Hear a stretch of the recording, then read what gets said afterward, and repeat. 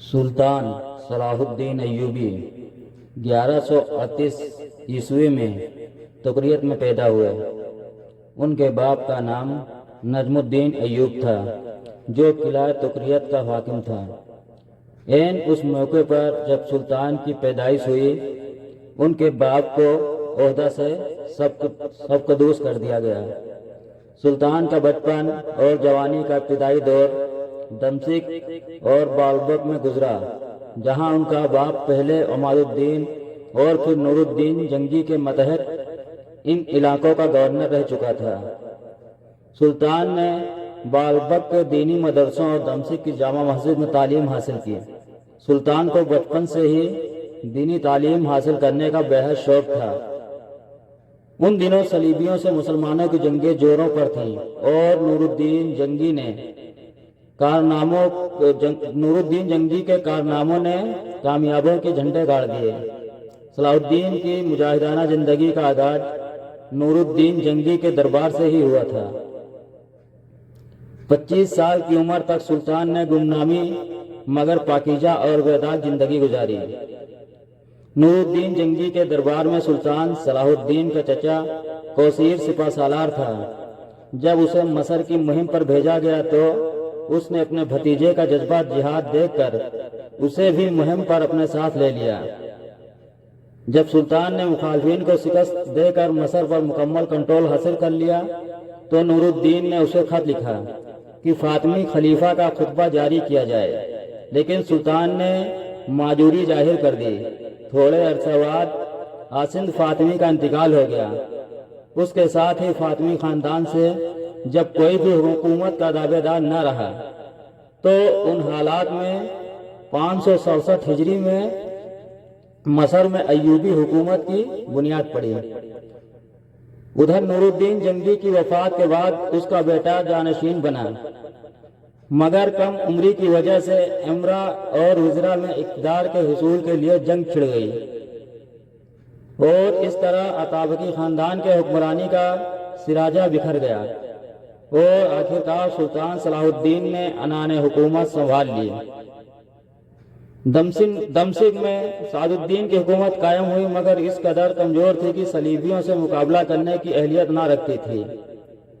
इन हालात के पेश नज़र सुल्तान ने अहले दमश्क की दावत कबूल कर ली और वो पूरे इलाके को सलीबियों से पाक करना चाहता था, मगर अंदरूनी हालात की खराबी और ईसाई हुक्मरानों की मुसालिहत उसके आड़े आ रही थी। इज़ीनाल्ड ने, जो सलीबियों को सरगना था, बजाहिर मुसालहत कर ली थी, लेकिन सुलह के बावजूद उसने मुसलमान काफिलों और ताजिरों को लूटना शुरू कर दिया था। इज़ीनाल्ड के कत्ल के बाद यरूशलेम के ईसाई हुकूमत की जड़ें कट गईं और सलीबियों ने फैसला किन जंग का ऐलान कर दिया। तमाम हुक्मरानों ने अपनी फौजें इकट्ठी कर ली। दूसरी तरफ सफूरिया और तबरिया के दरमियान सुल्तान ने पहले ही मुसलमान फौजें मुतय्यन कर दी थीं। जो ही वो सफूरिया से तबरिया की तरफ निकले, 583 हिजरी में इस्लामी और ईसाई फौजों के दरमियान लोबिया के मुकाम पर जबरदस्त मुकाबला हुआ। सलीबियों ने हथियार डाल दिए और कोई हतीम में जा छुपे और उस तरह पूरा फिलिस्तीन शुमाल में बेरूत से लेकर जुनूब में गज़ह तक सुल्तान के कंट्रोल में आ गया।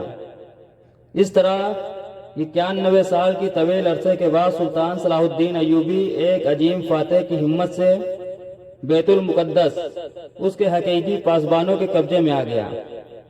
उसके बाद मुतअद्दिद बार सलीबियों ने दोबारा कब्जा की कोशिश की, मगर सुल्तान ने हर बार उसे नाकाम कर दिया और उनको मुंह की खानी पड़ी।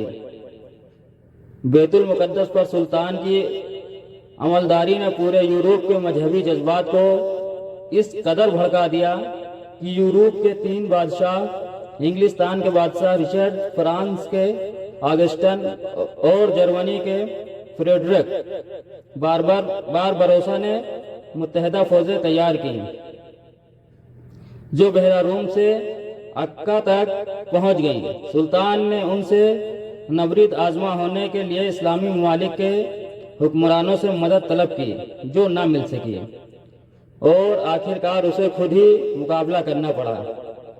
عقا اور اسقلان کے قریب 3 سال تک یہ جنگیں جاری رہیں۔ آخرکار ایک دن جرمنی کا بادشاہ فریڈرک باربروسا دریا عبور کرتے ہوئے ڈوب کر مر گیا اور اس کی فوج کے حوصلے پست ہو گئے۔ ادھر بادشاہ انگلستان اور فرانس بیمار ہو جانے پر صلح کی درخواست کر دی۔ عکا اور اسقلان کے ساحلی علاقوں کے قبضے کو تسلیم کر لیا۔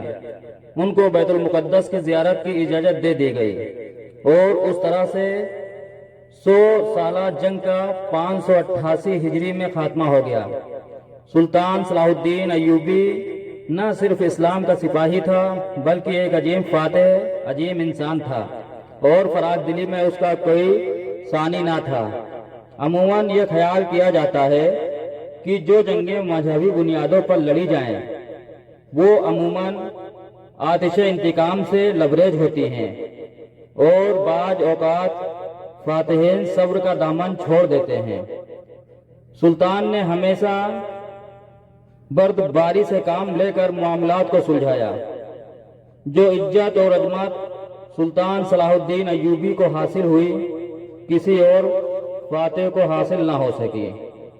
بیت المقدس کی فتح بھی اس عظیم انسان اور مجاہد اعظم کی فراخ دلی اور عظمت کا ثبوت ہے جس نے بیت المقدس اور عالم اسلام کا تحفظ کر کے مسلمانوں کے کھوئے ہوئے وقار اور عظمت کو دوبارہ بحال کیا۔ سلطان ایک کامیاب اور عادل حکمران تھا جس نے زندگی سادگی سے بسر کی اور مملکت وسائل عوام کی فلاح و بہبود پر خرچ۔ مصر اور شام میں دینی مدرسے قائم کیے اور مسجدیں تعمیر کرائیں، اسپتال قائم کیے، محتاج خانے تعمیر کرائے، مسافروں کے لیے سرائے تعمیر کرائیں اور علماء اکرام کا وقار بلند کیا۔ سلطان کے کارناموں سے قرون اولیٰ کے مسلمانوں کی یاد تازہ ہو گئی۔ وہ ایک راشد العقیدہ پکا مسلمان تھا۔ جنگی کارناموں اور سیرت کی وجہ سے سلطان صلاح الدین ایوبی کا نام مجاہد اسلام کے طور پر ہمیشہ قائم رہے گا۔ مسلسل حالت جنگ کی وجہ سے سلطان کی صحت خراب ہو گئی اور آخرکار بخار کی وجہ سے اس نے 55 سال کی عمر میں 4 مارچ 1193 عیسوی کو جان آفرین کے حوالے کر دی۔ جزاک اللہ خیر۔